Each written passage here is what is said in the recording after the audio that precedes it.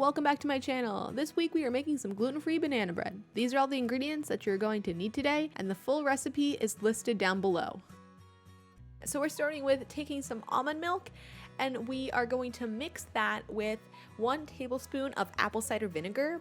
You could also use lemon juice, but the point of doing this is to kind of create like a buttermilk, and that is going to react with our baking soda that we're going to add later in the recipe. So I'm just gonna go ahead and whisk that together. And then after I've whisked that and it gets a little bit bubbly, we can just go ahead and set that to the side. And now we're gonna take 4 bananas and oh, they're mashed. You guys know how to mash bananas. Just take those 4 mashed bananas and then add some vanilla extract into the mix. And then we're gonna add 2 eggs. I have not tried this with a vegan egg replacement like a chia egg or a flax egg. So if you do try that, please let me know how it comes out. Now I'm adding some coconut oil. I do want to note that otherwise everything in this recipe is vegan. So if you do replace the eggs, everything will be gluten-free and vegan, which is great.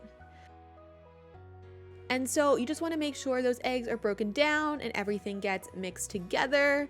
And once you've done that, you're going to realize that you forgot your maple syrup, which is the best ingredient. So I was pretty bummed that I forgot it, because I think it might be one of my favorite foods if you can count maple syrup as a food.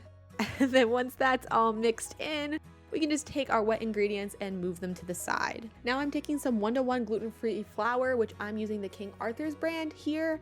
I find it works really well. And I'm just pouring that into the bowl. And then I'm going to add some coconut sugar.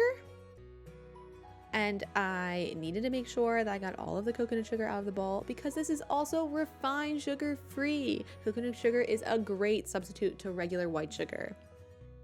And now I'm adding some baking soda and some cinnamon.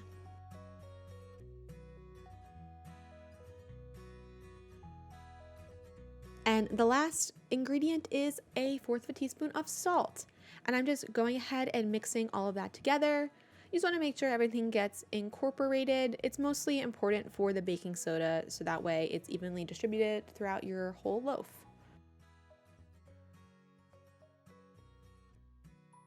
And then I'm just gonna move that off to the side and bring back my wet ingredients. And I'm adding about half of the dry ingredients to the bowl first. It just makes it easier to mix. And for someone who can very easily make a mess, I find it a great approach to baking and mixing things. I definitely still made a mess when I was making this, but it at least helped a little bit. And then I'm just adding the rest of the dry ingredients into the bowl. And then I'm gonna mix this together till it gets all incorporated. And I am going to grab my almond milk and apple cider vinegar. You could have added this in with just the wet ingredients when you got to the end of that step. But I usually just like to let it sit. As you can see, it's nice and bubbly and started to react. So if you can let it sit longer, that's great. If not, as long as it sits for just a few minutes, that's totally fine. And now, as you start mixing all of this together, you're gonna see that you're finally getting a batter and everything is coming together and your banana bread is starting to take shape. And then at this point, you can add whatever you want for the inside. So I'm adding chocolate chips. I'm using Lily's stevia sweetened chocolate chips.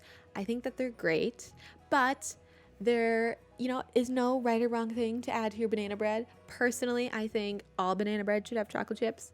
But if you don't sit on team chocolate chip, you definitely can add walnuts or pecans or nothing if you don't want anything added in. But as you can see, I didn't even think there were enough chocolate chips, so I decided to add more after what I had already added. And now that is all mixed up, we're gonna go ahead and line our loaf pan. So what I like to do is take some cooking spray and just spray the bottom of the loaf pan. And then I'll take a piece of parchment paper and I'll just kind of push it down, and you can see that it starts to stick. You might need to fold the sides like what I was doing because parchment paper can be a little bit stiff, doesn't always naturally bend.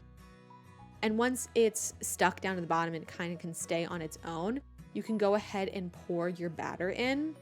The point of putting it with the wings on the sides, which you'll see when our loaf is done, is so that way you can lift the banana bread out and it'll be much easier to have it cool.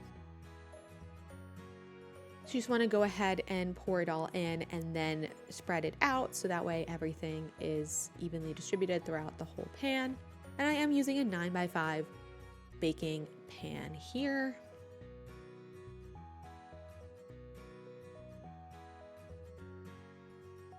And now it's ready to go in the oven. And I baked it for 350 degrees for between 50 to 60 minutes.